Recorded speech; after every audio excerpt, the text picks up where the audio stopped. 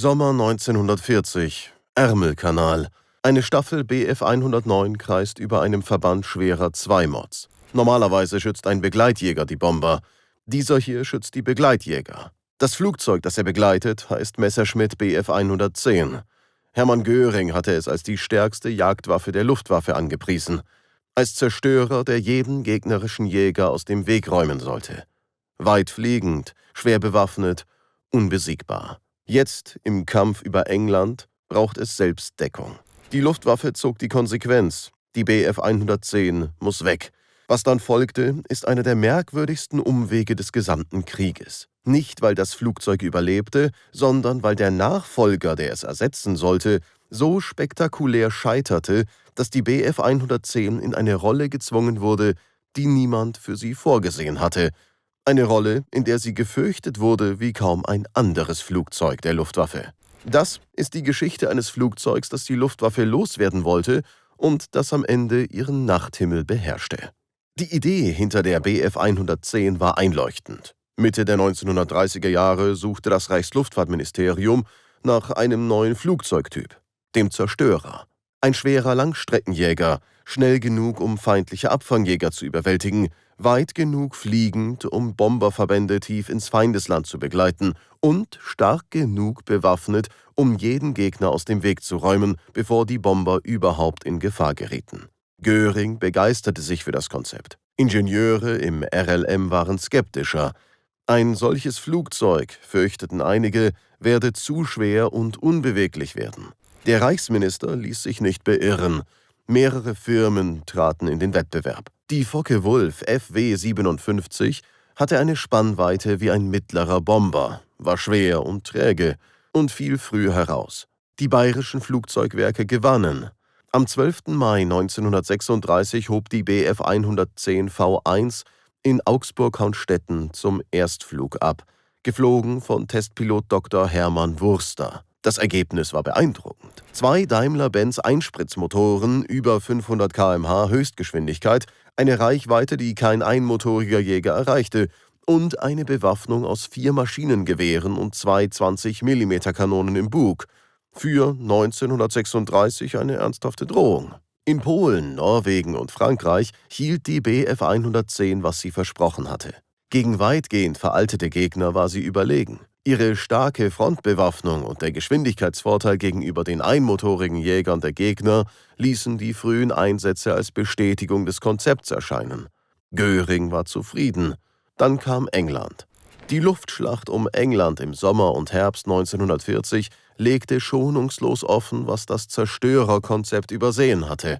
Die Bf 110 war kein wendiger Luftkämpfer. Als schwerer Langstreckenjäger ausgelegt war ihr Kurvenradius im Duell mit einmotorigen Jägern schlicht zu groß. Die schnelle Spitfire war ihr in den Flugleistungen klar überlegen. Selbst gegen die etwas langsamere Hurricane geriet sie ins Hintertreffen. Die Piloten improvisierten. Sie flogen defensivere Kreise, mehrere Bf 110 im Ring, jede die Nase der nächsten deckend. Ein Notbehelf, kein Gegenmittel. Die Verluste stiegen. Das Ergebnis war eine Absurdität, die niemand geplant hatte. Die Bf 110, als Beschützer der Bomber gedacht, musste selbst von Bf 109 Staffeln gesichert werden. Der Begleitjäger brauchte Begleitung. Im Herbst 1940 fiel die Entscheidung. Produktion herunterfahren, auslaufen lassen, ersetzen. Ende September 1941 wurde festgelegt, dass bei den noch aktiven Werken monatlich nur noch 30 Maschinen gebaut werden sollten. 22 als Nachtjäger, 8 als Zerstörer.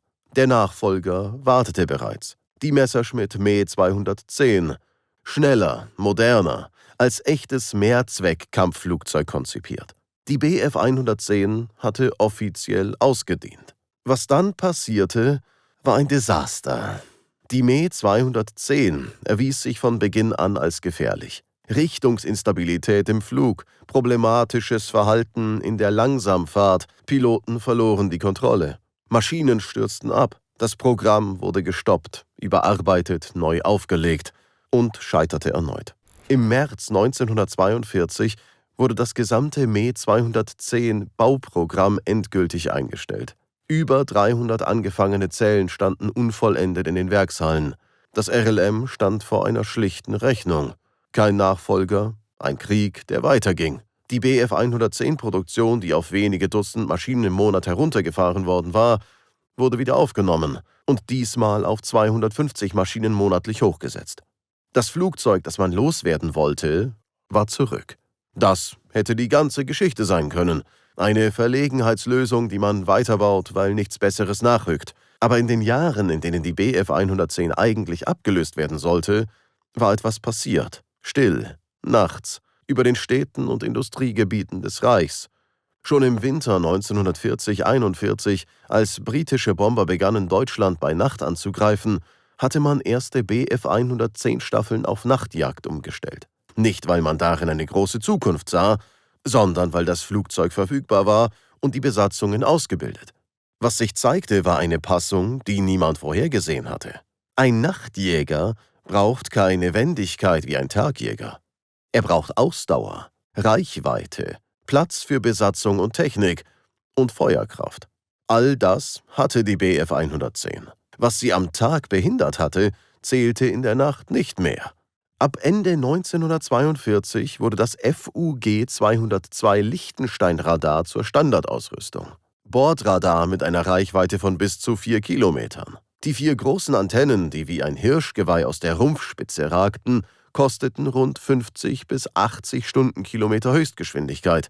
Gegen die langsameren Nachtbomber war das kein Problem.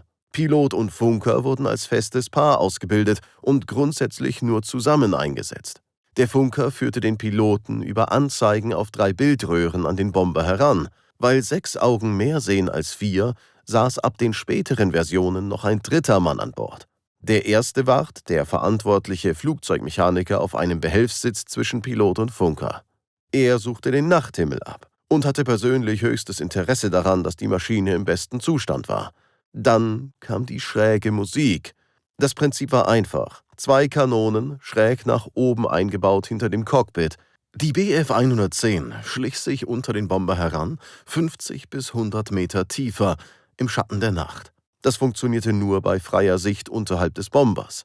Bei Bewölkung hätte sich die dunkle Silhouette des Jägers deutlich vor dem grauen Wolkenfeld abgezeichnet. In klaren Nächten dagegen war die Bf 110 aus dem darüber fliegenden Bomber kaum zu erkennen. Das Visier für die schräge Musik war anfangs noch zu locker befestigt und konnte beim Einsteigen des Piloten in die enge Kanzel unabsichtlich verstellt werden. Als dieses Problem behoben wurde, war die Wirkung für die britischen Bomberbesatzungen fatal. Ein kurzer, gezielter Feuerstoß in die vollen Benzintanks der rechten Tragfläche. Paul Zorner, einer der bekanntesten Nachtjägerasse, beschrieb die Wirkung. Der Feuerstoß raste die rechte Fläche regelrecht ab. Der Pilot musste sofort hart zur Seite ziehen, um nicht von den Teilen des auseinanderbrechenden Bombers erfasst zu werden.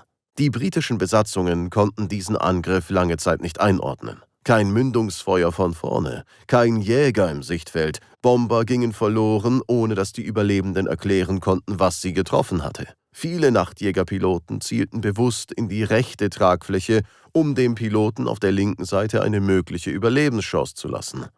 Es half kaum. Über 90% der Bomberbesatzungen überlebten den Absturz in den sich zerlegenden Maschinen nicht. Erst als abgestürzte deutsche Nachtjäger untersucht wurden, verstanden die Alliierten das System. Heinz Wolfgang Schnaufer ist in dieser Geschichte die wichtigste Figur. Er flog die Bf 110 ausschließlich, nie ein anderes Muster, keinen Wechsel zum Nachfolger. 121 bestätigte Luftsiege in 164 Einsätzen. Mehr als jeder andere Nachtjagdpilot auf irgendeiner Seite des Krieges. Auch Helmut Lent und Heinrich Prinz zu Sein-Wittgenstein erzielten auf der Bf 110 beachtliche Erfolge. Manchmal gelang es Besatzungen in einer einzigen Nacht 5 oder mehr Bomber abzuschießen. Das Flugzeug, das die Luftwaffe 1940 loswerden wollte, war 1944 ihr wichtigstes Nachtkampfmittel. Allein von der Nachtjäger-Version G4 wurden 2293 Exemplare gebaut. Die letzten 17 Maschinen verließen die Montagehallen im Februar 1945. Die Gesamtproduktion überstieg 6000 Maschinen. Die Bf 110 ist kein Flugzeug, das man einfach einordnet. Es war kein visionäres Design, kein Konzept, das seiner Zeit voraus war. Es war ein Werkzeug, das zweimal durch äußere Umstände neu geformt wurde. Einmal durch sein Scheitern am Tag und einmal durch das Scheitern dessen, was es ersetzen sollte.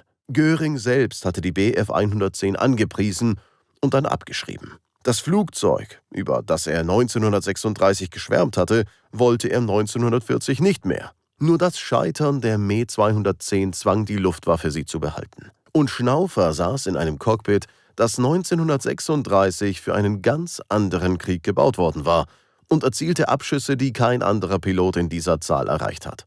Manchmal entscheidet nicht das bessere Flugzeug, wer den Nachthimmel beherrscht, sondern das Flugzeug, das noch da ist, wenn alles andere scheitert. Was wusstest du über die Bf 110? Kanntest du sie eher als Tagjäger oder als Nachtjäger? Schreib es in die Kommentare.